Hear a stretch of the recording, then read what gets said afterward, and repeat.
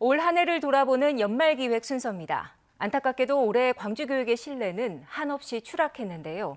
고등학생이 교사 노트북을 해킹해 시험지를 빼돌리는가 하면 일부 교사들은 시중 문제집을 그대로 베껴서 출제한 일도 있습니다.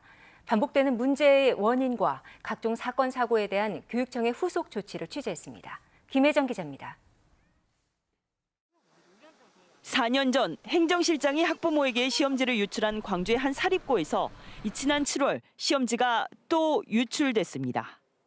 2학년생 2명이 보안이 취약한 교무실을 여러 차례 드나들며 교사들 노트북에 악성 코드를 심어 해킹해 빼돌린 겁니다. 학생들은 바로 퇴학당했고 최근 열린 재판에서 검찰은 이들에게 징역형을 구형했습니다. 그러나 시험 최종 관리 책임자인 학교장은 계속 학사를 운영하고 있습니다. 이 교육청이 학교법인에 징계를 요청한 지 2달이 지났지만 법인 측이 어떤 조치도 취하지 않고 있어서입니다.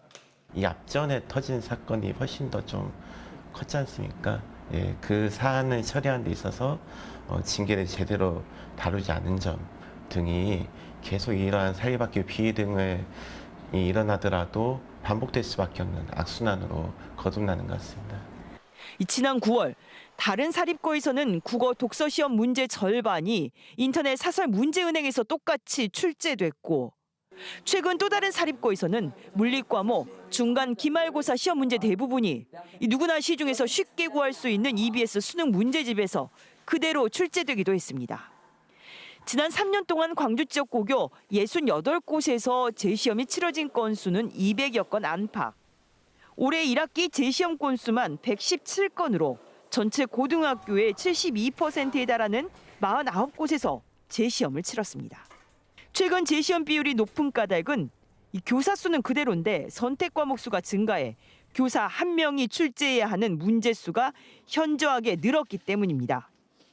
하지만 교원 수는 그대로거나 줄어 평가를 서로 검증할 만한 시스템이 취약할 수밖에 없습니다. 옛날 같으면 우리 학교는 여건상 물리학하고 지구과학 두 과목만 한다 이런 게 있었는데 지금은 원하는 과목을 선택하도록 이제 그렇게 하다 보니까 네 과목이 다 개설이 되면서 이 12년 만에 수장이 바뀐 광주시 교육청. 취임 직후 성급한 방학 중 무상급식 공약 추진으로 커진 갈등을 봉합하지 못하고 있는 사이 이 과거 이미 각종 불법과 부정으로 신뢰가 추락한 고등학교 내신에 대한 점검은 제대로 이루어지지 못했습니다. KBS 뉴스 김혜정입니다.